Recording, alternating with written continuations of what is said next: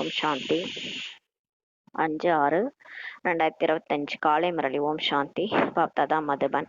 பாபா சொல்றாங்க, இனிமையான குழந்தைகளே, எல்லையற்ற சுகத்திற்காக உங்களுக்கு எல்லையற்ற ஞானம் கிடைக்கின்றது. நீங்கள் மீண்டும் ராஜயோக படைப்பின் மூலம் ராஜ்யத்தை அடையிறீங்கன்னு சொல்லி பாபா சொல்றாரு. இப்போ நம்ம எல்லையற்ற சுகத்திற்காக இந்த எல்லையற்ற ஞானம் கிடைக்குதுன்றாரு. அதாவது 84 பிறவிகளுக்கு சுகம் கிடைக்குது. அதனால தான் இந்த படிப்பை படிக்கிறோம். இப்போ நீங்க திரும்ப இந்த ராஜயோக படிப்பின் மூலம் ராஜ்யத்தை அடையிறீங்கன்னு சொல்றாரு. கேள்வி: உங்களுடைய ஈஸ்வரிய பரிவாரமானது எந்த விஷயத்தில் மிகவும் தனிப்பட்டதாக இருக்கின்றது? பதில்: இந்த ஈஸ்வரிய குடும்பத்தில் சிலர் 1 நாள் குழந்தையாக இருக்கிறாங்க, சிலர் 8 நாள் குழந்தையாக இருக்கிறாங்க. இருந்தாலும் அனைவரும் படிக்கிறாங்க சொல்றார் பாபா. தந்தையே ஆசிரியராக வந்து தனது குழந்தைகளுக்கு படிப்பிக்கின்றார். இது மிகவும் தனிப்பட்ட விஷயமாக இருக்கிறதுன்னு சொல்றாரு. ஆத்மா படிக்கின்றது, பாபா என ஆத்மா தான் சொல்லுது. பிறகு பாபா குழந்தைகளுக்கு 84 பிறகுகளின் கதையை இப்ப சொல்றாரு. இப்போ இங்க வந்து நம்ம பரிவாரம் வந்து சிலர் 1 நாள் இப்பதான் இன்னைக்குதான் வந்திருக்கிறாங்க குழந்தையா, சிலர் 8 நாள் குழந்தையா இருக்கிறாங்க. இருந்தாலும் எல்லாருமே தான் படிக்கிறாங்க. இங்க யார் ஆசிரியர், டீச்சர்னா கடவுளே டீச்சரா வந்திருக்கிறாரு. நமக்கு பாடம் எடுக்கிறதுக்கு வந்து குழந்தைகளுக்கு படிப்பிக்கிறாரு. இது மிகவும் தனிப்பட்ட விஷயமாக இருக்குது இங்க அப்படின்னு சொல்றாரு. எங்கேயுமே போனா நமக்கு யாராவது மனிதர்கள் தான் டீச்சரா இருப்பாங்க. இங்க வந்து கடவுளே டீச்சரா இருக்கிறாரு. இங்க ஆத்மா தான் படிக்குது, பாபா தான் பாபா பாபான்ட்டு ஆத்மா தான் சொல்லுது. பிறகு பாபா குழந்தைகளுக்கு 84 பிறகுகளின் கதையே சொல்றாரு. பதில்: தூர தேசத்தில் வசிப்பவரேன்ட்டு ஓடுது பாடல் ஓடுது. பாடல் வந்து தூர தேசத்தில் வசிப்பவரேன்னு ஓடுது. ஓம் சாந்தி. விருட்சபதி நாளை பிரகஸ்பதி நாளாக குருவாரம் வியாழக்கிழமை பெயரிடப்பட்டுள்ளது. விருட்சபதி நாள் என்னன்னு சொல்றோம்னா, நம்ம வந்து பிரகஸ்பதி நாள்னு சொல்றோம். குருவாரம் வியாழக்கிழமைனா வியாழக்கிழமையை தான் அந்த மாதிரி சொல்றாங்க. பிரகஸ்பதி நாள், விருட்சபதி நாள்ன்ட்டு சொல்றாங்க.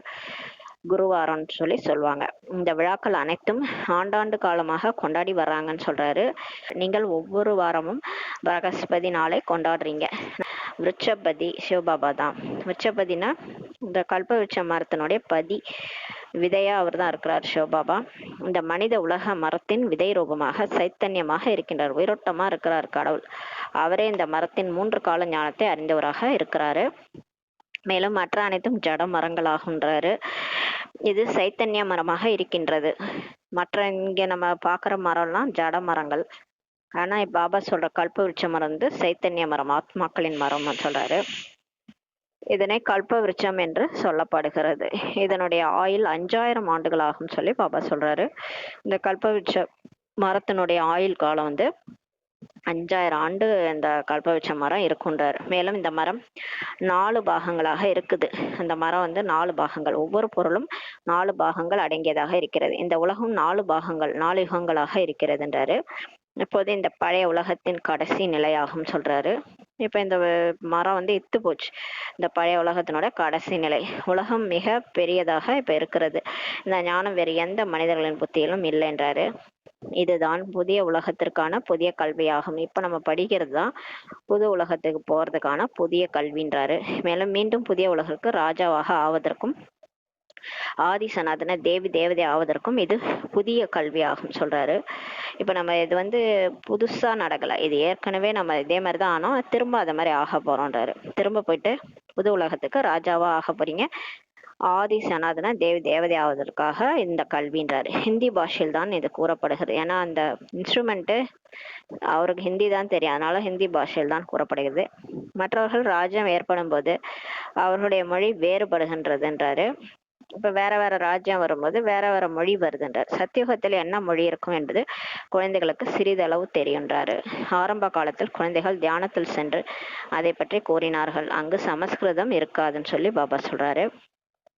சொர்க்கத்துல என்ன மொழி பேசுவாங்கன்ட்டு இங்க வந்தவங்களுக்கு கொஞ்சம் கொஞ்சம் பேருக்கு தெரியும். ஏன்னா அவங்க டிரான்ஸ்ல போகும்போது சொர்க்க காட்சிகள் பார்த்துருக்காங்க, அவங்க பேசுறதெல்லாம் கேட்டிருக்கிறாங்க. ஆனா அங்க சமஸ்கிருதம் இருக்காது. ஆனா என்ன மொழின்னு சொல்லல. இங்குதான் சமஸ்கிருதமும் இருக்கிறதுன்றாரு. இங்கதான் சான்ஸ்கிரிட் இதெல்லாம் இருக்கு. எது இங்க இருக்கிறதோ அது அங்க இருக்க முடியாதுன்றார் பாபா. இங்க நம்ம என்ன மொழியெல்லாம் பேசுறோமோ அது அங்க இருக்காதுன்றார். அங்க வேற மாதிரி இருக்கும். இவர் தான் விருட்சபதியாக இருக்கின்றார் என குழந்தைகள் அறிந்துள்ளனர். பாபா தான் விருட்சபதியா இருக்கிறாரு. இவர் சிவபாபா தான், இவரை தான் படைப்பவர், அதாவது தந்தை எனவும் கூறப்படுகிறதுன்னு சொல்றாரு. இவர் சைத்தன்யமாக விதை ரூபமாக இருக்கின்றார். மற்ற அனைத்து விதைகளும் ஜடமாக இருக்கின்றன. இப்போ வந்து பாபா வந்து சைத்தன்யமான விதை ரூபமா இருக்கிறாரு. மற்ற மரங்களுடைய விதையெல்லாம் எப்படி இருக்குன்னா ஜட விதைகளா இருக்கு. இப்போ மாங்காய் மரத்தினுடைய விதை பார்த்தீங்கன்னா ஜடமா இருக்குல்ல. ஆனா இந்த கல்பவருட்ச மரத்தினுடைய விதை வந்து சைத்தன்யமா உயிரோட்டமா இருக்கிறாரு. அவர் தான் கடவுள். குழந்தைகள் முழு உலகத்தின் 3 காலத்தையும் அறிய வேண்டும் அல்லவான்றாரு. இந்த நேரம் ஞானம் இல்லாதனால் மனிதர்களிடம் சுகமே இல்லைன்றாரு. இப்ப அறிவு இல்ல, அதான் ஞானம் இல்ல, அதனாலதான் எல்லாம் தப்பு தப்பா புரிஞ்சுக்கிட்டு எல்லாம் துக்கமா இருக்கிறாங்க. சுகமே இல்லை அவங்கள்ட்ட. இதுதான் எல்லையற்ற ஞானமாகும். இதன் மூலம் எல்லையற்ற சுகம் நமக்கு கிடைக்கிறதுன்றாரு. எல்லைக்குட்பட்ட ஞானத்தின் மூலம் அல்பகால சுகம் தான் கிடைக்கிறதுன்றாரு. இப்ப டாக்டர் ஆகிறோம், இன்ஜினியர் ஆகிறோம், வேலைக்கு போறோம்னா அந்த பிறவிக்கான சுகம்தான் கிடைக்குது. அப்ப சம்பாதிக்கிறாங்க, அந்த பிறவில சந்தோஷமா இருக்கிறாங்க, அவ்வளவுதான். அதுக்கு அடுத்த பிறவி அவங்க திரும்ப டாக்டர்னா சொல்ல முடியாது, திரும்ப ஃபர்ஸ்ட்ல இருந்து படிக்கணும். அது மாதிரி. ஆனா இது வந்து எல்லையற்ற ஞானம். இது வந்து 84 பிறவிகளுக்கு நமக்கு சுகம் கிடைக்குது. நம்ம எல்லையற்ற சுகத்தை அடைய மீண்டும் இப்போது முயற்சி செய்து கொண்டிருக்கிறோம் என நீங்கள் புரிந்துள்ளீர்கள் சொல்றாரு. இந்த மீண்டும் என்ற வார்த்தையை நீங்கள் மட்டுமே கேட்குறீங்க. அது மீண்டும் மீண்டும் சொல்றாருல. மீண்டும்னா இது ஏற்கனவே உருவாக்கப்பட்ட நாடகம், திரும்ப அது நடக்குது. இப்ப நம்ம நடிச்சதெல்லாம் ஏற்கனவே நடிச்சதுதான், திரும்ப திரும்ப அதே தான் நடக்குது. பக்தியில கூட சொல்லுவாங்க, எல்லாமே எல்லாம் நடந்த ஏற்கனவே விதிக்கப்பட்டது, அதுதான் நடக்குது அப்படின்ட்டு பக்தியில பேசுவோம். ஆனா இங்க வந்து நம்ம தெரிஞ்சுக்கிட்டோம், இது வந்து ஒரு டிராமா, இது ஏற்கனவே உருவாகி உருவாக்கப்பட்ட விளையாட்டு. அதை தான் பாபா வந்து மீண்டும் என்ற வார்த்தையை சொல்றாரு. அது நமக்கு மட்டும்தான் கேட்குறோம். நீங்கள் தான் மீண்டும் மனிதர்லேருந்து தேவதை ஆவதற்கு இந்த ராஜயோக படிப்பை படிக்கிறீங்கன்னு சொல்றாரு. தந்தை நிராகாரமாக ஞானக்கடலாக இருக்கிறார் என்பதை நீங்க தான் அறிந்துள்ளீர்கள்ன்றாரு. குழந்தைகளும் நிராகாரமான ஆத்மாக்களாக இருக்கிறாங்க. ஆனால் அனைவருக்கும் தனித்தனியான சரீரம் இருக்கு. நம்மளும் ஆத்மாக்கள் தான், நமக்கான சரீரம் இருக்குது இப்போதைக்கு. இப்போ இந்த சரீரத்துல இருக்கிறோம். இதனை அலௌகிக பிறவி என கூறப்படுகிறதுன்னு சொல்றாரு. வேற எந்த மனிதரும் இவ்வாறு பிறவி எடுக்க முடியாது. இந்த சிவபாபா வந்து அவர் மேல பிரவேசம் ஆகிறார்ல, அந்த மாதிரி யாராலையும் பிறவி எடுக்க முடியாது சொல்றாரு. எவ்வாறு இவர் பிரம்மா பிறவி எடுத்தார் இல்லையா, இவருடைய வானப்பிரஸ்த நிலையில் பிரவேசம் செய்கிறேன். அவருக்கு 60 வயசு ஆகும்போது அவர் உடம்புல இவர் வந்து சிவன் வந்து பிரவேசம் செய்யறாரு. குழந்தைகளுக்கு ஆத்மாக்களுக்கு நேரில் வந்து புரிய வைக்கிறார். இப்ப அவரே வந்து அவன் அருளால் அவன் தாள் வணங்கின்ற மாதிரி அவரே நேரா வந்து நமக்கு புரிய வைக்கிறாரு. ஏன்னா எல்லாம் பொய்யா நம்ம கேட்டு வந்தோமா, இப்ப சத்தியத்தை வந்து நமக்கு சொல்றாரு. வேறு யாரும் குழந்தைகளே என கூறுவதில்லை.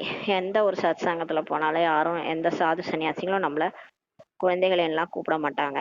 இங்க ஒரு பாபா மட்டும்தான் நம்மள குழந்தைகள் என்று சொல்றாரு. எந்த தர்மத்தை சேர்ந்தவர்களாக இருந்தாலும் சிவபாபா நம் ஆத்மாக்களின் தந்தை என புரிஞ்சிருக்கிறாங்க. அவர்களும் குழந்தைகளே என கூறுவார்கள் சொல்றாரு.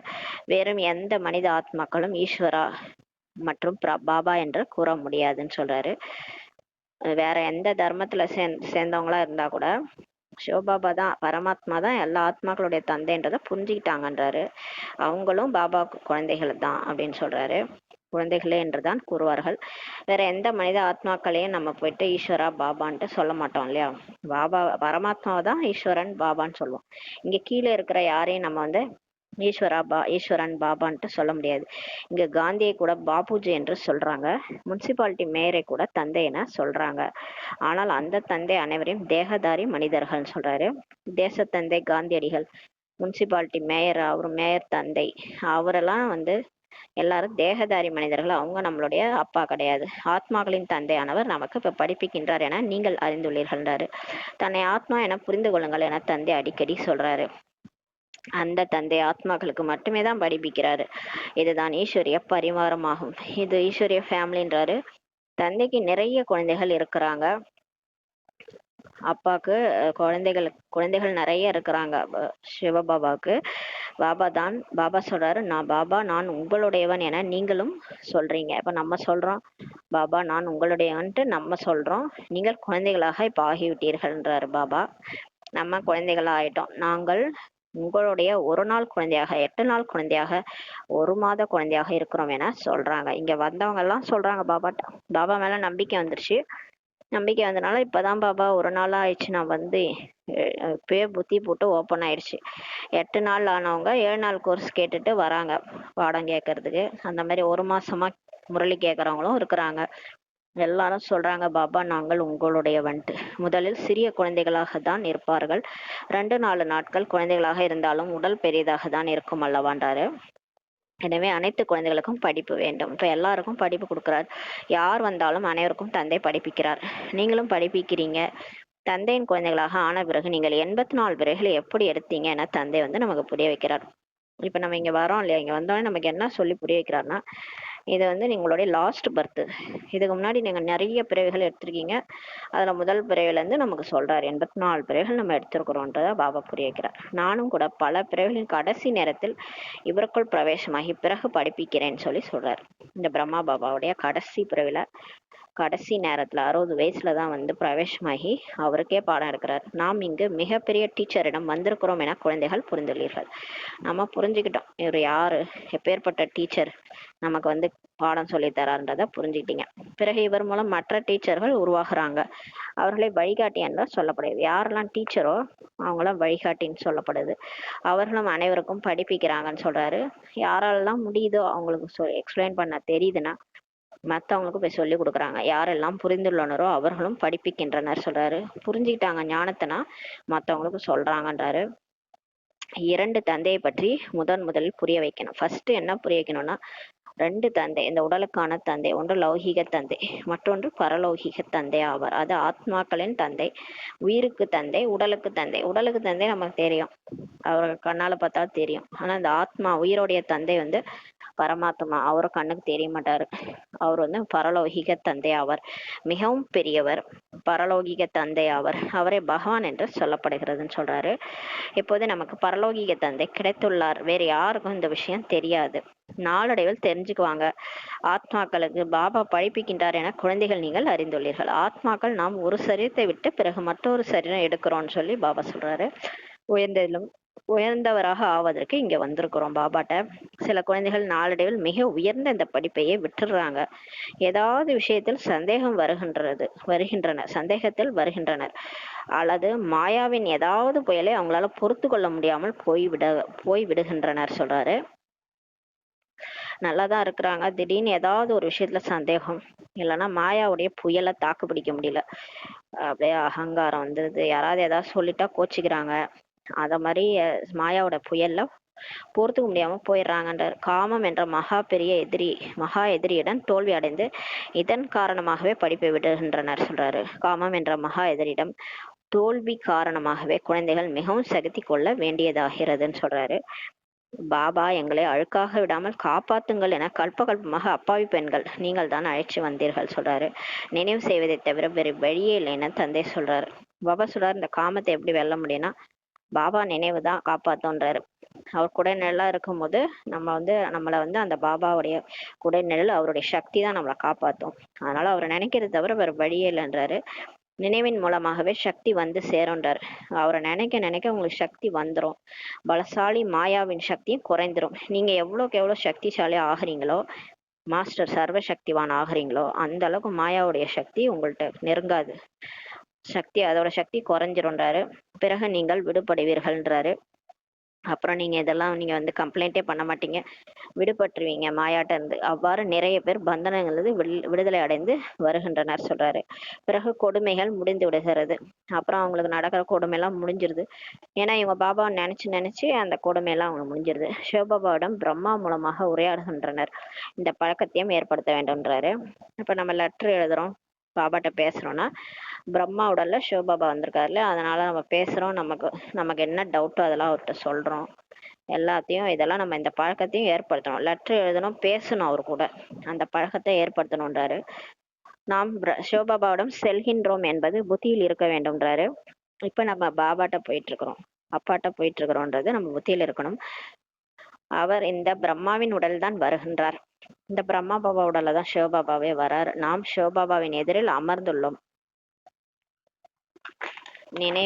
நினைவின் மூலமாகவே பாவங்கள் அழியும் சொல்லி பாபா சொல்றாரு. அவரை நினைக்கதான் நம்ம பாவம் அழியும், வேற வழியே இல்லை. ஆத்மான்னு புரிஞ்சு அவர் பரந்தாமத்துல புள்ளியா இருக்கிறாருன்ட்டு அவரை நினைக்க நம்ம பாவம் அழிஞ்சிடும். தன்னை ஆத்மா என புரிந்து கொண்டு தந்தையை நினைவு செய்யணும்னு சொல்றாரு. இதுலதான் முயற்சியே இருக்குது. இதுதான் கல்வி ஆகுன்றார் என்பதே கல்வி ஆகும். ஆத்மான்னு புரிஞ்சுட்டு பாபா நினைவு செய்யணும். தந்தையை சந்திக்க வந்தாலும் தன்னைத்தான் ஆத்மா என புரிந்து கொள்ளுங்கள்ன்றாரு. இப்ப மதுபனுக்கு வரோம், சென்டருக்கு போறோம்னா, பாபா பார்க்க போறோம்னா நம்மள ஆத்மான்னு ஃபர்ஸ்ட் புரிஞ்சுக்குவாங்க. அந்த உடல் இல்ல, ஆத்மானு புரிஞ்சுக்கிட்டு சந்திக்க வாங்கன்றாரு. ஆத்மா அபிமானி பவ. இந்த ஞானம் உங்களுக்கு இப்போதுதான் கிடைக்கிறது. இதில் தான் உழைப்பு இருக்கிறதுன்றாரு. அந்த ஆத்ம உணர்வு வரதுலதான் முயற்சியே இருக்குது. அது வந்துருச்சுன்னா பிரச்சனை இல்லை.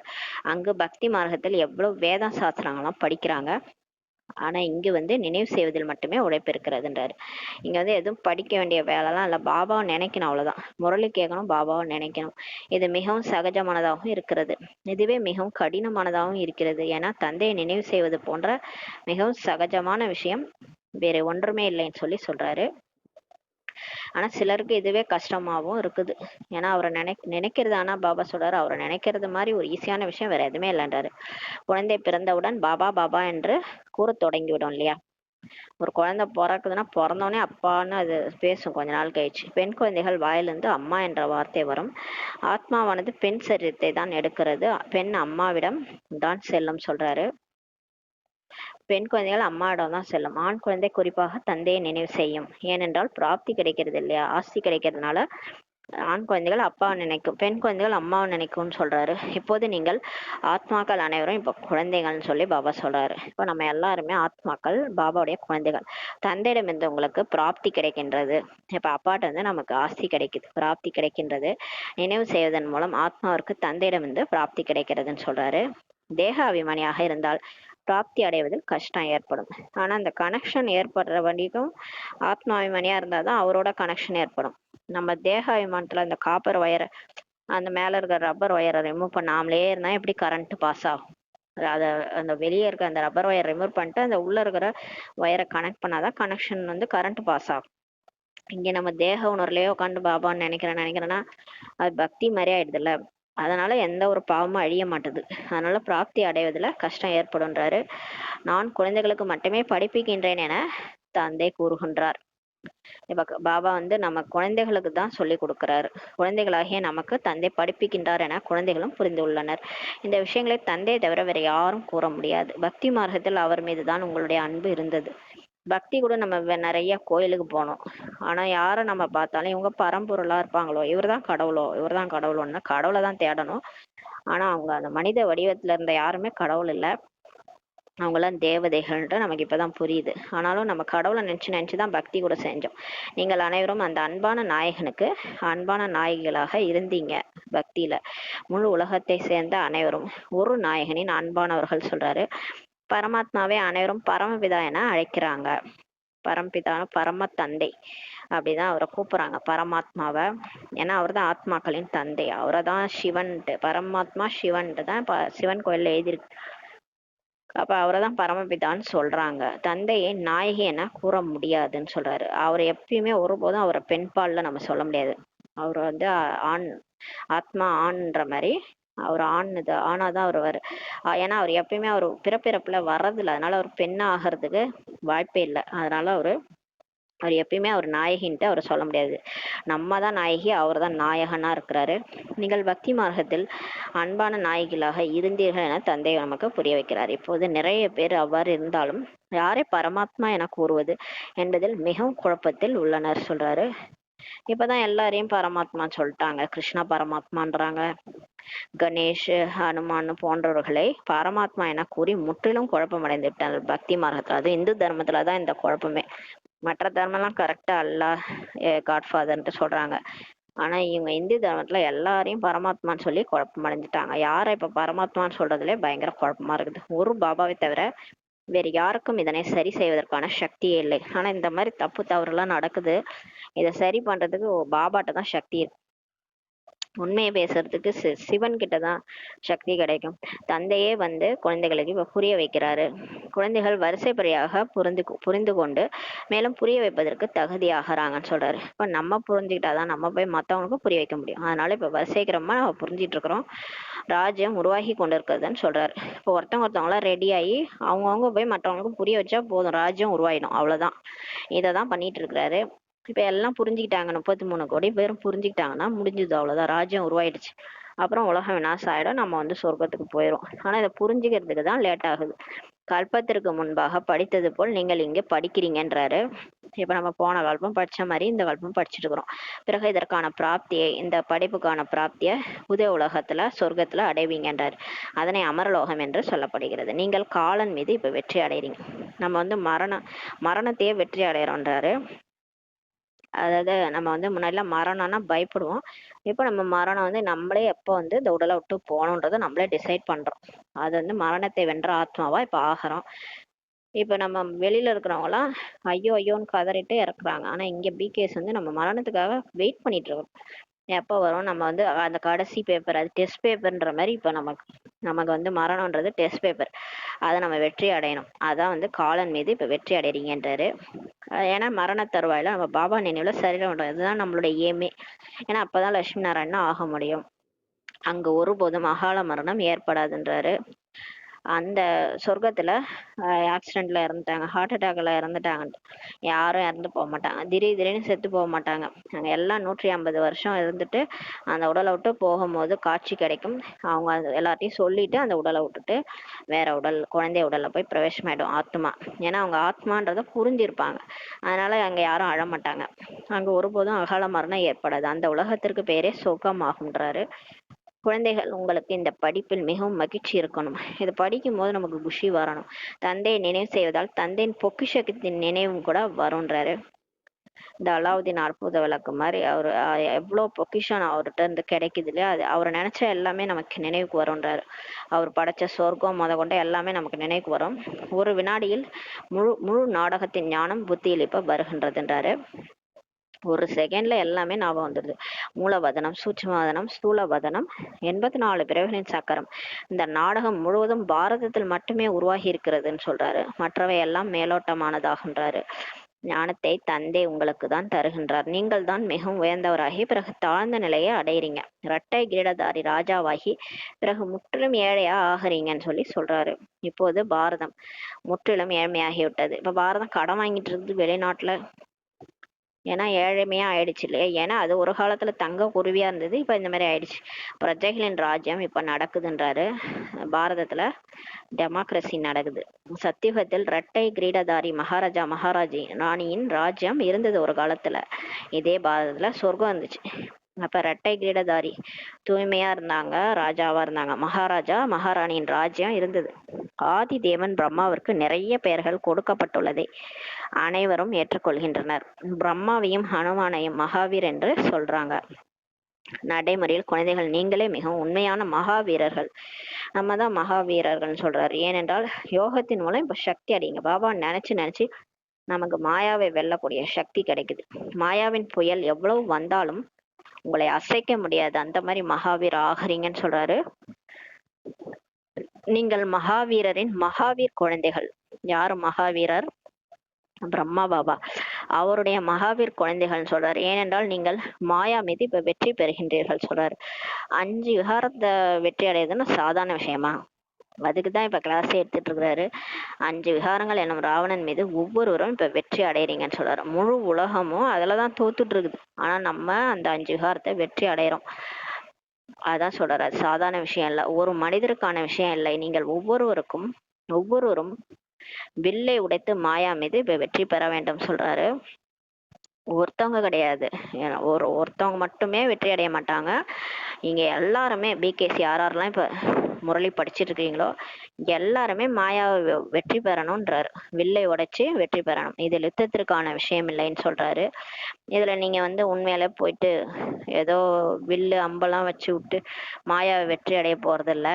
இது ஒன்றும் யுத்தம்லாம் கிடையாது. இது வந்து மனசுக்குள்ளார போராட்டம், அவ்வளவுதான். அந்த மனசுல இருக்கிற அந்த 5 விகாரத்தை ஒழிக்கிறோம். ஆத்மா கிளீன் ஆகுது. பாபா நினைச்சு மனசுல இருக்க அந்த குப்பையெல்லாம் அழிக்கிறோம். அதுதான் வந்து யுத்தம். இங்க மாயாவோட மல்யுத்தம். ஐரோப்பிய வாசி எப்படி சண்டையிடுறாங்க பாருங்க. பாரதத்தில் கௌரவர்கள் மற்றும் பாண்டவர்களுக்கும் இடையில யுத்தம் நடந்ததாக சொல்லப்படுது. மகாபாரத போர்ல பாண்டவர்கள் கௌரவர்கள் சண்டையிட்டுட்டாங்க. அதுல பாண்டவர்கள் ஜெயிச்சிட்டாங்க அப்படின்னு காட்டியிருக்கிறாங்க. ரத்தத்தின் ஆறு ஓடுவதாக கூறப்படுகிறது. பிறகு பாலாறு ஓடும் சொல்றாரு பாபா. இங்க வந்து அந்த யாரெல்லாம் பாண்டவர்கள்னா சிவபாபா பேச்சை கேட்கறவங்க, யார் கடவுள் பக்கம் இருக்கிறாங்களோ அவங்களாம் பாண்டவர்கள். யார் கடவுள் சொல்றதை கேட்கலையோ, ஸ்ரீமத் படி நடக்கலையோ அவங்களாம் கௌரவர்கள். அவங்களுக்குள்ளார யுத்தம் நடக்கும், ரத்த ஆறு ஓடும்ன்றார் பாரதத்துல. கலவரம் வந்துடும். உள்நாட்டு கலவரம், மத கலவரம் மாதிரி உருவாகிரும். அப்பெல்லாம் வெளியே நம்மளால போக முடியாது. நம்ம யோகா பண்ணிட்டு அப்படியே இருக்க வேண்டியதுதான். பிறகு பாலாறு தான் ஓடுன்றாரு. அப்புறம் சத்தியுகம் வந்துடும். இதெல்லாம் முடிஞ்ச பிறகு சத்தியுகம் வந்துடும். வெளியில வந்து அவங்க குண்டு போட்டு, அவங்க ஒரு நாடு இன்னொரு நாடு போட்டு அணுகுண்டு போட்டு உலக்கையால, அதான் உலக்கையால அழிஞ்சிரும் யாதவ குலம்னு சொன்னாங்கல்ல, அந்த மாதிரி குண்டு போட்டு அவங்க அழிச்சுக்குவாங்க. விஷ்ணுவை பார்க்கடலில் இருப்பதாக காட்டப்பட்டிருக்கிறது. மிகப்பெரிய ஏரியை உருவாக்கி அதில் விஷ்ணுவை காட்டுறாங்க. ஆக ஏரியில் பால் எப்படி வரும்? பால் கடல்ல விஷ்ணு படுத்திருக்கிறாருன்ட்டு காட்டுறாங்க. ஒரு ஏரியை உருவாக்கி அதுலதான் விஷ்ணுவை படுக்க வச்சுறாங்க. இந்த அத்திவரதர்லாம் அப்படிதானே பண்ணிருக்கிறாங்க. ஏரியில படுக்க வச்சிருக்கிறாங்க. ஆக அந்த ஏரியில பால் எப்படி வரும்னு சொல்லி கேக்குறாரு. பார்க்கடல்னா அந்த கடல்ல பால் இருக்கும்லாம் கிடையாதுன்றாரு. முக்கிய நாட்களில் ஏரியில் பால் ஊத்துறாங்க. பிறகு பார்க்கடலில் விஷ்ணு சயனத்தில் இருப்பதை போல காட்டுறாங்க. படுத்து தூங்கி நிக்கிற மாதிரி காட்டுறாங்க. அர்த்தம் ஒன்றும் இல்லைன்றாரு. 4 புஜங்களோட எந்த மனுஷனும் இருப்பதில்லைன்றாரு. நம்மளும் நடிச்சு வந்த வரைக்கும் பார்த்துட்டோம். இது வரைக்கும் யாரும் 4 கையோட வரல. 4 கையோட எந்த மனுஷனும் கிடையாதுன்றாரு. அப்ப விஷ்ணுவுக்கு மட்டும் 4 கை காமிச்சிருக்காங்களா, அது இல்லற மார்க்கத்தை குறிக்குது. 2 கை வந்து லட்சுமிக்கு, 2 கை நாராயணனுக்கு. இப்போது குழந்தைகள், நீங்கள் சமூக சேவகர்கள், சோசியல் சர்வன்ட்ஸ். ஆனா ஆன்மீக சமூக சேவகர்கள், ஆன்மீக தந்தையின் குழந்தைகள். தந்தை அனைத்து விஷயங்களையும் புரிய வைக்கிறார். இதில் எந்த சந்தேகமும் உங்களுக்கு வரக்கூடாது. திடீர்னு இந்த பாயிண்ட்ல சந்தேகம், அந்த பாயிண்ட்ல இது உண்மைதானா அப்படின்லாம் வரக்கூடாதுன்றாரு. ஏன்னா இது சத்தியமான ஒரு சிவன் வந்து பேசிட்டு இருக்காரு. சந்தேகம் வருவது எனில் மாயாவின் புயலாகும். உங்களுக்கு சந்தேகம் வருதுன்னா அது உங்க புத்தியில மாயா ஓடுது. வீண் எண்ணங்கள் வருதுன்னா மாயா தான் அதெல்லாம் கிரியேட் பண்ணுது. பாபா வந்து உண்மையை சொல்லி புரிய வச்சிருக்கிறாரு. உங்களுக்கு இதுல கிராஸ் கேள்வி கேக்குறீங்க, சந்தேகம் வருதுன்னா அது மாயாவுடைய புயல்னு புரிஞ்சுக்கங்கன்றாரு. பதித்த பாவனரே பாருங்க. ஏன்னா உங்களை மாயா வந்து பிரிக்க பாக்குது. பாபா உண்மையிட்ட இருந்து வெளியே பொய்க்கு எடுத்துட்டு போறதுக்கு முயற்சி பண்ணுது. உண்மையிட்ட சத்தியத்திட்ட இருந்து பிரிக்கிறதுக்கு முயற்சி பண்ணுது மாயான்றத புரிஞ்சுக்கோங்க. பதித்த பாவனரே வாருங்கள், எங்களை பாவனமாக்குங்கள் என என்னை நீங்கள் தான் அழைத்தீர்கள். மனதால் என்னை மட்டுமே நினைவு செய்தால் நீங்கள் பாவனமாவீர்கள் என தந்தை வந்து சொல்றாரு. 84 பிறகுகளின் சக்கரத்தையும் நினைவு செய்யுங்கள்னு சொல்றாரு பாபா. சக்கரத்தையும் சுத்துங்க, என்னையும் நினைங்க, அப்ப தூய்மை அடைகின்றார். பதித்த பாவனர் ஞானக்கடல் என ஒரு தந்தையை மட்டுமே தான் கூறப்படுகிறது. பதித்த ஆத்மாக்களை பாவனமாக்குகிறார். மேலும் 84 பிறவி சக்கரத்தின் ஞானத்தையும் நமக்கு சொல்றார். 84 பிறவிகளின் சக்கரம் சுழற்சி அடையும். இதற்கு முடிவே இல்லைன்றாரு. நம்ம தான் அந்த சுயதர்சன சக்கரம் சுத்திக்கிட்டே இருக்கணும் இல்லையா? அது எத்தனை தடவை சுத்துவோமா, எத்தனை பிகேஸ் எத்தனை தடவை சுத்தினாங்களோ தெரியாது. அப்புறம் எங்க இருந்து இந்த கல்பம் முடியும்? அந்த கல்பம் திரும்ப திரும்ப நடக்குது, அழிவற்றதா ஆயிடுது இல்லையா? கல்பமும் அழிவற்றதா ஆயிடுது. இதுக்கு ஒரு முடிவே இல்லைன்றார். இந்த டிராமாக்கு தந்தை எவ்வளவு இனிமையானவராக பதிகளுக்கெல்லாம் பதியாக இருக்கிறார் என்பதையும் நீங்கள் மட்டுமே முயற்சியின் வரிசைப்படி புரிந்துள்ளீர்கள்னு சொல்றாரு. நமக்கு தான் தெரியும் கடவுள் எவ்வளவு இனிமையானவரா இருக்கிறாரு. கணவன்கள்லாம் கணவனா இருக்கிறாரு. என்னிடம் இருந்து குழந்தைகள் உங்களுக்கு மிகப்பெரிய பொக்கிஷம் இப்ப கிடைக்குதுன்றாரு என தந்தை சொல்றாரு. ஆனாலும் அப்படிப்பட்ட தந்தையாகிய என்னையே கைவிட்டுறாங்க, டைவர்ஸ் பண்ணிடுறாங்க, படிப்பையும் விடுகின்றனர். இதுவும் நாடகத்தில் பதிவாகியுள்ளதுன்றாரு. எவ்வளவு புரிந்து கொள்ளாதவராக ஆகிறாங்க பாருங்க. புத்திசாலி குழந்தைகள் சுலபமாக அனைத்து விஷயங்களையும் புரிந்து கொண்டு பிறரையும் படிக்க வைப்பதில் ஈடுபடுவார்கள்னு சொல்றாரு. அந்த உலகாய படிப்பில் என்ன கிடைக்கிறது, இங்கு இந்த படிப்பினால் என்ன கிடைக்கிறது என புரிந்து கொண்டு என்ன படிக்க வேண்டும் என்பதை உடனடியாக முடிவெடுக்கிறாங்கன்னு சொல்றாரு. புத்திசாலி குழந்தைகள் புரிஞ்சுக்குவாங்க. இப்போ வந்து கடைசி பிறவி இதை படிச்சோன்னா நமக்கு எல்லையற்ற ஆஸ்தி கிடைக்கும், சொர்க்கத்துல போய் தேவதை ஆகிடலாம். அந்த படிப்புல நான் அல்பகால ஆஸ்தி கிடைக்கும், இதுல எல்லையற்ற ஆஸ்தி கிடைக்குதுன்னு புரிஞ்சுக்கிட்டு அவங்களும் படிப்பாங்க, மற்றவங்களையும் படிக்க வைப்பாங்கன்றாரு பாபா. குழந்தைகளிடம் கேட்கும்போது குழந்தைகளும் இந்த படிப்பு மிகவும் நல்லது என புரிஞ்சுக்கிறாங்க. இருந்தாலும் என்ன செய்வது? உலகாய படிப்பு படிக்கவில்லையெனில் உற்றார் உறவினர் கோபித்துக் கொள்வார்கள்.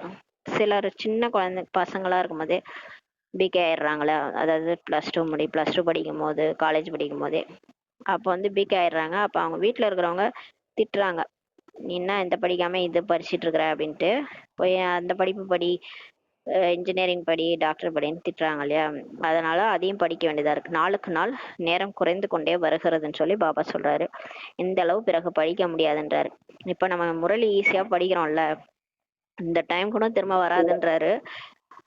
ஏன்னா இப்ப டைம் குறைஞ்சிட்டே போகுது, போக போக இப்ப ஒரு கலவரம்லாம் வருதுன்னு நினைச்சுக்கோங்களேன், நம்ம எப்படி படிக்க முடியும்? நம்ம இந்தியா ஃபுல்லா கலவரம் நடக்குது, நம்ம எப்படி நிம்மதியா உட்காந்து முரளி படிக்க முடியுமா? அங்கங்க பிரச்சனை அப்படின்னா யோகா தான் பண்ண முடியும். அதனால படிக்கிற டைம்லாம் போயிரும்ன்றாரு. எந்த அளவுக்கு பிறகு படிக்க முடியாது, மிகவும் வேகமாக ஏற்பாடுகள் நடக்கின்றதுன்றாரு. எல்லா வகையிலும் இப்ப ஏற்பாடுகள் நடக்கின்றது அல்லவான்றாரு. நாளுக்கு நாள் ஒருவருக்கொருவர் விரோதம் இப்ப அதிகமாகின்றது, இருந்த இடத்தில் இருந்து கொண்டே அனைவரும் அழித்து விடுவோம்ட்டு சொல்றாங்க. குண்டு தயாரிச்சிருக்கிறாங்க, அப்படிப்பட்ட பொருட்களை உருவாக்கி இருக்கிறோம்ட்டு சொல்றாங்க வெளிநாட்டினர். நாடக அனுசாரப்படி இப்போது சண்டை ஏற்படாது, ராஜ்யம் உருவாகும் வரை நாமும் தயாராகும், அவர்களும் தயாராகிறாங்கன்ட்டு குழந்தைகள் புரிந்துள்ளீர்கள். இப்ப நமக்கு தெரியும், இப்ப டிராமா அனுசாரப்படி இப்ப 3ஆம் உலக போர் வராது. ஏன்னா இப்ப ராஜ்யம் உருவாகல இல்லையா, 33 கோடி தேவதைகள் ரெடி ஆகணும். பிகேஸ் வந்து 33 கோடி பேர் புருஷார்த்தம் செய்யணும், வந்துடணும். அட்லீஸ்ட் அவங்க ஞானம் தெரிஞ்சுக்கணும், எல்லாரும் முயற்சி கொஞ்சம் பண்றது அளவுக்கு டைம் இருக்கணும். வந்துட்டாங்கன்னா, ராஜ்யம் உருவாயிடுச்சுன்னா கண்டிப்பா சண்டை வந்துடும். அது வரைக்கும் நம்ம அவங்களும் தயாராகிறாங்க, நம்மளும் தயாராகிட்டோன்ட்டு நம்ம புரிஞ்சுட்டு இருக்கிறோம். உங்களுடைய செல்வாக்கு கடைசியில் ஏற்படும். இப்ப நமக்கு புகழ் இருக்காது, ஆனா கடைசியா நம்மளுடைய புகழ் ஏற்படும்ன்றாரு. ஆஹா பிரபுவே, உங்களுடைய லீலை அபாரமானது என சொல்வாங்க. இப்ப புரிஞ்சுக்காதவங்க எல்லாம் கடைசியா சொல்லுவாங்க, ஏன்னா காட்சி கிடைக்கும் இல்லையா, பக்தியில காட்சி கிடைக்கும் போது சொல்றாங்களா, அந்த மாதிரி கடைசியா காட்சி கிடைக்கும் போது சொல்லுவாங்க, கடவுளை பத்தி பேசுவாங்க, அப்ப நம்மளை பத்தியும் புரிஞ்சுக்குவாங்க. ஆஹா பிரபுவே, உங்களுடைய லீலை அபாரமானதுன்ட்டு சொல்லுவாங்க. இது இந்நேரத்திற்கான மகிமையாகும் சொல்றாரு. உங்களது வழி செயல் அனைத்திலும் தனிப்பட்டது என சொல்லப்படுகிறது, அனைத்து ஆத்மாக்களின் பாட்டு தனிப்பட்டதாகுன்றாரு. மனதால் என் ஒருவரை மட்டுமே நினைவு செய்வதனால் பாவங்கள் அழியும் என தந்தை உங்களுக்கு ஸ்ரீமத் தருகின்றார். ஸ்ரீமத் எப்படி இருக்கிறதுன்னு கேக்குறாரு. பாபாவோட வழி எப்படி இருக்குது, மனிதர்களின் வழி எப்படி இருக்கிறது? முழு உலகிலும் அமைதியை உருவாக்க பரம்பிதா பரமாத்மாவை தவிர வேறு யாராலும் முடியாதுன்னு சொல்லி பாபா சொல்றாரு. 100% தூய்மை அமைதி, 100% தூய்மை அமைதி சுகம் நிறைந்த உலகத்தை 5000 ஆண்டுகளுக்கு முன்பு போல மீண்டும் நாடக அனுசாரப்படி உருவாக்குகின்றார். பாபா வந்துதான் இந்த மாதிரி ஆக்குறாரு, அது ஸ்ரீமத் மூலமா உலகத்தை, முழு உலகத்தையும் பாவனமாக்குறாரு, அமைதியை உருவாக்குறாரு. 100% தூய்மை, பாருங்களேன், 100%, 100% தூய்மை அமைதி சுகம் நிறைந்த உலகத்தை யாரால படைக்க முடியும்? பாபாவால தான். 5000 ஆண்டுகளுக்கு முன்பு போலவே இப்ப உருவாக்கிட்டு இருக்கிறார், நாடக திட்டப்படி உருவாக்குகின்றார்னு சொல்லி சொல்றாரு. எப்படி என்பதை வந்து இப்ப புரிஞ்சு கொள்ளுங்கள்னு சொல்லி எழுதுங்க. குழந்தைகள், நீங்களும் உதவியாளர் இப்ப ஆகுறீங்க. இப்ப நம்ம ஈஸ்வரனுக்கே உதவியாளரா ஆயிட்டு இருக்கோம். யார் அதிகமாக உதவி செய்யறாங்களோ அவர்களே வெற்றி மாலையில் மணியாக ஆகிறாங்கன்னு சொல்றாரு. குழந்தைகள், உங்களுடைய பெயர் கூட சுவாரஸ்யமாக வைக்கப்பட்டது, அந்த பெயர்களை ஆல்பமாக செய்து வைக்க வேண்டும். ஆரம்ப காலத்துல பேர்லாம் பாபா லிஸ்ட் அமைச்சாரு, அந்த பேரெல்லாம் மாத்திக்கிட்டாங்க நிறைய பேர், அந்த பேரை கூட ஆல்பமா செய்து வைக்கணும்ன்றாரு. நீங்கள் வீட்டை விட்டு வந்து தந்தையுடையவராகி பட்டியல இருந்தீங்க, முற்றிலும் பட்டியல் இருந்தீர்கள். அப்படிப்பட்ட உறுதியான பட்டியாக இருந்தது ஆரம்ப காலத்துல, வேறு யாரும் உள்ளே நுழைய முடியவில்லை. தந்தையுடையவராக ஆன பிறகு பெயர் அவசியம் மாற்ற வேண்டும்ன்றாரு. நீங்க உண்மையிலே பிகேவாயிட்டீங்க, திரும்ப போக மாட்டீங்கன்னா உங்க பேர் அவசியம் மாத்தணும். ஏன்னா அந்த பழைய பிறவியோடைய பேரை முடிஞ்சு போச்சு, அதை நீங்க ஞாபகம் வச்சுக்காதீங்க, புதுசா மாறிடுங்க, புது பேர் வச்சுக்காங்கன்றார். ஆனா பாதியில போறவங்களுக்கு எல்லாம் பேர் தேவையில்ல, அனைத்தையும் அர்ப்பணம் செய்துட்டாங்க இல்லையா, எனவே பெயர் மாற்றம் செய்யப்பட்டது. ஆரம்ப காலத்துல வந்தவங்க எல்லாம் இப்ப குல்சார் தாதி குல்சார்னு வச்சாரு, ரத்தன மோகினி தாதி, இதெல்லாம் அவங்க பேர்லாம் மாத்திட்டாரு. அதெல்லாம் வந்து ஏன்னா அவங்க அர்ப்பணம் ஆயிட்டாங்க, அதனால. தந்தை அனைவருக்கும் பெயர் வைத்தார், அதிசயமாக இருக்கிறது அல்லவா, கடவுளே வந்து பெயர் வைக்கிறார், அதிசயமா இருக்குது அல்லவான்றாரு. நல்லது. இனிமேல இனிமையான தேடி கண்டெடுக்கப்பட்ட செல்ல குழந்தைகளுக்கு தாயும் தந்தையுமான பாப்தாதாவின் அன்பு நினைவுகளும் காலை வணக்கம். ஆன்மீக குழந்தைகளுக்கு ஆன்மீக தாய் தந்தையின் நமஸ்தே. நம் ஆன்மீக குழந்தைகள் ஆன்மீக தாய் தந்தைக்கு நமஸ்தே. தாரணைக்கான முக்கிய சாரம். ஃபர்ஸ்ட் பாயிண்ட், எந்த விஷயத்திலும் சந்தேக புத்தி உடையவராக ஆகக்கூடாது. மாயாவின் புயலை மகாவீராகி கடந்து செல்ல வேண்டும்.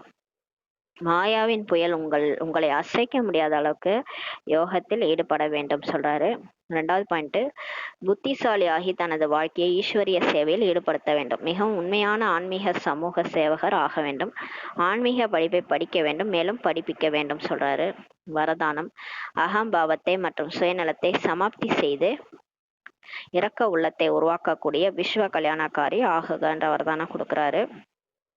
நம்ம வந்து ஆரம்பத்துல வரும்போது இந்த குணம்லாம் நம்ம கிட்ட கிடையாது. இதெல்லாம் பாதியில வந்தது. அந்த ராவண ராஜ்யத்துல வந்தது. அகம்பாவம், அகங்காரம், அகம்பாவத்தோட பேசுறது, சுயநலமா இருக்கிறது, இது எல்லாத்தையும் முடிச்சிருங்கன்றாரு. இதெல்லாம் பாதியில வந்தது. அதெல்லாம் சமாப்தி பண்ணிட்டு கருணை மனமுடையவர்களா மாறுங்க. இரக்க உள்ளத்தை உருவாக்கக்கூடிய உலகத்துக்கே நன்மை செய்யக்கூடிய விஸ்வ கல்யாணக்காரி ஆகுக என்ற வரதானம் கொடுக்குறாரு. அவகுணம், கடுமையான சம்ஸ்காரம், குறைவான புத்தியுடையவர்கள், சதா அவமரியாதை செய்யக்கூடிய ஆத்மாவாக இருந்தாலும், யார் இரக்க உள்ளம் கொண்ட விஸ்வ கல்யாணக்காரி குழந்தைகளோ அவர்கள் அனைத்து ஆத்மார்க்காகவும் சட்டபூர்வமாக இருப்பதன் கூடவே அன்பு நிறைந்தவர்களாகவும் இருப்பாங்கன்னு சொல்றாரு.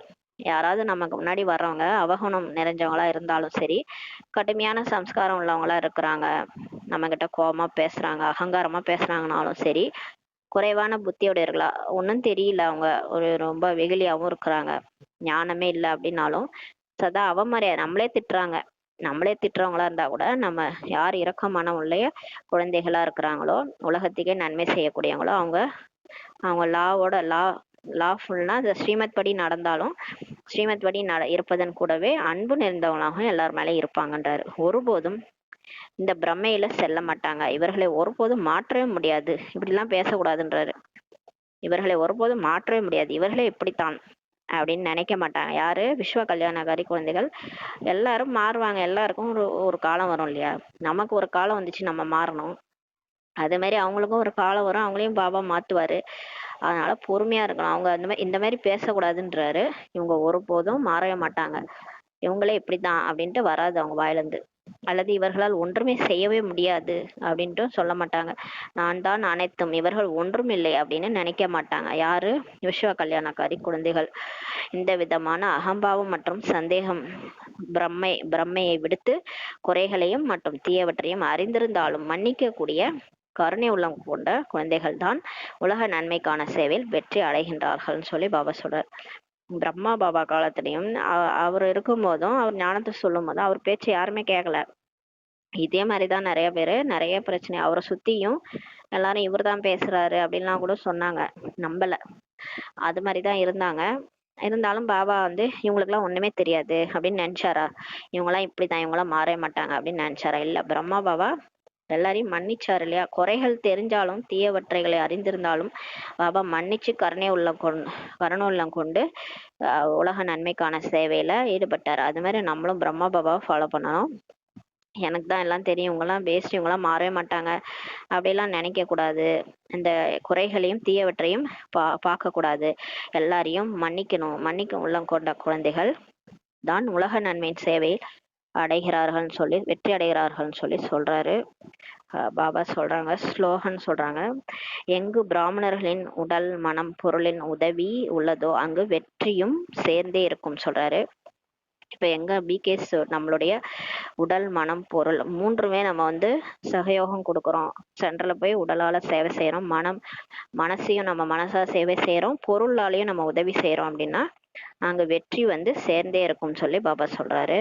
அவ்யக்த விஷாரா, ஆத்மீக ஸ்திதியில் நிலைத்திருப்பதற்கான அபியாசம் செய்யுங்கள், உள்முக நோக்குள்ளவர் ஆகுங்கள். ஆத்மாக்கள் எப்போது உங்களிடம் ஆத்மீக சொரூபத்தின் அனுபவம் செய்கின்றார்களோ அப்போது அவர்கள் பாபாவின் பக்கம் கவர்ச்சிக்கப்பட்டு ஆஹா பிரபு என்ற பாட்டு பாடுவார்கள் மற்றும் தேக அபிமானத்திலிருந்து எளிதாக அர்ப்பணம் ஆகிவிடுவார்கள்னு சொல்றாரு. இப்ப நம்ம ஆத்மா பயிற்சி பண்ணி பண்ணி சோல் கான்சியஸ்ல வந்துட்டு பாடி கான்சியஸ் விட்டுட்டோம்னா நம்ம கிட்ட வர்றவங்கெல்லாம் ஆத்மஸ்வரூபத்தின் அனுபவம் செய்வாங்க. அவங்க ஆத்மான்னு அவங்க புரிஞ்சுக்குவாங்க. அப்படி புரிஞ்சுக்கும் போது ஈஸியாவே அவங்க பாபாவின் பக்கம் கவர்ச்சிக்கப்படுவாங்க, பரமாத்மாவுடைய பக்கம் கவர்ச்சிக்கப்படுவாங்க. அப்போ அவங்க என்ன பாட்டு பாடுவாங்கன்னா ஆஹா பிரபு, ஆஹா பிரபுன்ற பாட்டு பாடுவாங்க. மற்றும் தேகாபிமானத்துல இருந்து எளிதாக அவங்களும் அர்ப்பணம் ஆயிடுவாங்க. ஆஹா உங்கள் பாக்கியம், ஆஹா இந்த பாக்கியத்தின் அனுபவத்தின் காரணத்தினால் மற்றும் தேகத்தின் சம்பந்தத்தின் நினைவை தியாகம் செய்து விடுவார்கள். அப்ப நம்மளுடைய பாக்கியத்தை அவங்க பாடுவாங்க, உங்கள் பாக்கியம் ஆஹா. அவங்க அனுபவம் செய்வாங்க. இந்த பாக்கியத்தின் அனுபவத்தின் காரணத்தினால அவங்களுடைய தேகத்தின் சம்பந்தத்தின் நினைவையும் அவங்க வந்து தியாகம் செய்திருவாங்கன்னு சொல்லி பாபா சொல்றாங்க. ஓம் சாந்தி. நன்றி பாபா, நன்றி ராமா, நன்றி பரிவாரம். ஓம் சாந்தி.